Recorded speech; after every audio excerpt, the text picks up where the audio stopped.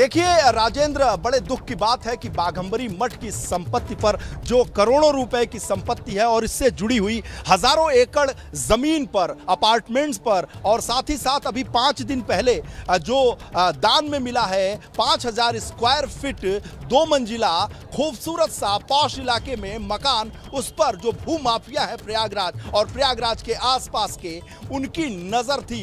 ये एक एक्सक्लूसिव खुलासा बार बार मैं कह रहा हूं और इसके तार जुड़े हुए हैं। इसकी तरफ इशारा सोर्सेस से खबर आ रही है कि जो शिष्यों से पूछताछ हो रही है, जो अनुयायियों से पूछताछ पुलिस कर रही है, पुलिस के पास कल से लेकर अब तक जो इनपुट्स आए हैं प्राथमिक दृष्टि से भूमाफियाओं के नाम आ रहे हैं। और एक बड़ी चौंकाने वाली बात है, मध्यस्थता एडिशनल एसपी ओपी पांडे करते हैं जो मुरादाबाद में तैनात हैं, लखनऊ जाकर मध्यस्थता करते हैं, इंदु प्रकाश और सुशील मिश्रा के साथ मध्यस्थता करते हैं। किस हैसियत से एडिशनल एसपी मध्यस्थता करते हैं, यानी खाकी वर्दी का भी इन्वॉल्वमेंट है। और एक बड़ी खबर आपको बता दूं जो प्रयागराज के हल्के में बहुत चर्चा का विषय बना हुआ है कि प्रयागराज और प्रयागराज के आसपास एक बहुत ही कद्दावर, बड़े रसूखदार पुलिस वाले का भी इन्वॉल्वमेंट सामने आ रहा है, जो मठ में बहुत आते जाते रहे हैं। उनका इन्वॉल्वमेंट बहुत ज्यादा महंत नरेंद्र गिरी से था और आनंद गिरी से है, तो ऐसे में उनका भी नाम आ रहा है। तो जो जांच की सुई है वो चारों तरफ घूम रही है।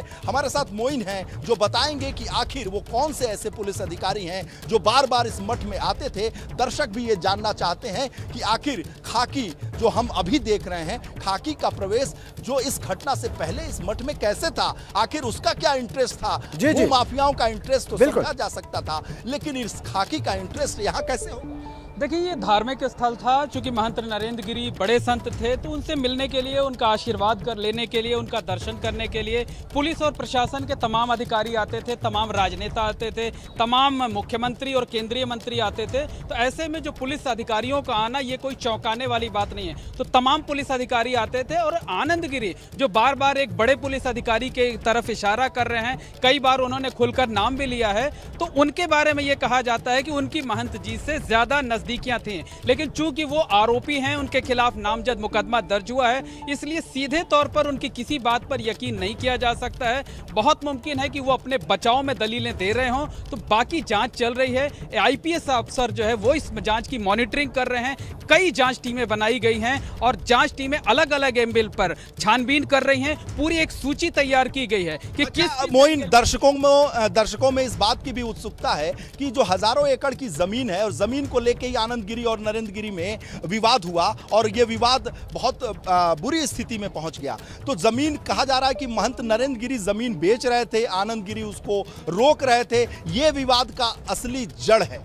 देखिए, ये जमीन विवाद की जड़ आनंद गिरी और नरेंद्र गिरी से नहीं, बल्कि ये साल 2006 से है। साल 2006 की वाकया हम आपको तब का बता रहे हैं जब महंत नरेंद्र गिरी निरंजनी अखाड़े में थे भी नहीं, वो इस मठ पर जरूर काबिज थे और पूरा का पूरा निरंजनी अखाड़ा उनके खिलाफ होता था। उस वक्त एक आईजी रैंक के आईपीएस अफसर होते थे आरके सिंह को जो है यहाँ पर धरने तक पर बैठना पड़ा था। और जो लेटे हुए हनुमान जी का मंदिर है, जो अखाड़े की संपत्ति है, जो मठ की संपत्ति है, उस मंदिर पर कब्जे को लेकर विवाद था। और आरएन सिंह को आईजी रहते हुए, आईजी रेलवे पद पर रहते हुए धरने पर बैठा था। उस वक्त मुलायम सिंह यादव की सरकार थी। सुबह से वो हाफ पैंट पहनकर धरने पर बैठे थे और शाम 7 बजते बजते सरकार ने उनको सस्पेंड कर दिया था। उसके बाद समाजवादी पार्टी के विधायक महेश सिंह से 2012 में विवाद हुआ था। और इस मठ के ठीक पीछे की जो हिस्सा देख रहे हैं आप, एक बड़ा सा अपार्टमेंट बना हुआ है, ये भी पहले मठ का हिस्सा हुआ करता था, इसे बेचा गया था।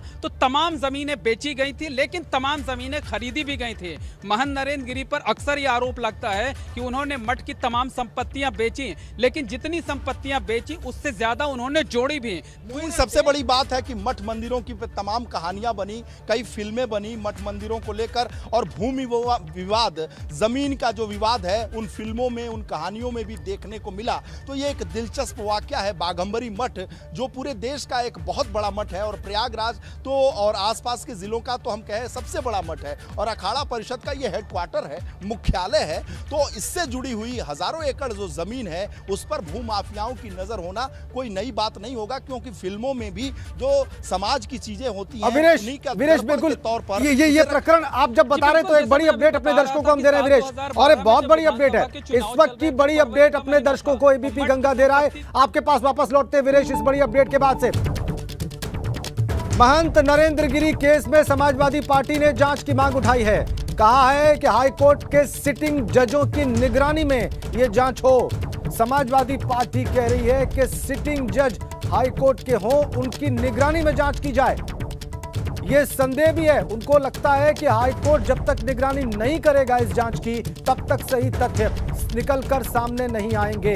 यही मंशा है समाजवादी पार्टी की इस मांग के पीछे, और इसीलिए उन्होंने कहा है कि हाईकोर्ट के सिटिंग जजों की निगरानी में जांच की जाए। वापस चलते हैं वीरेश के पास। वीरेश, इस मांग का सीधा सा अर्थ यह है कि समाजवादी पार्टी को भरोसा नहीं है, वो शासन की निगरानी में या पुलिस की जो इंक्वायरी हो रही है इस जांच से संतुष्ट नहीं है। वो चाहती है कोर्ट मॉनिटर करे और सिटिंग जज मॉनिटर करें।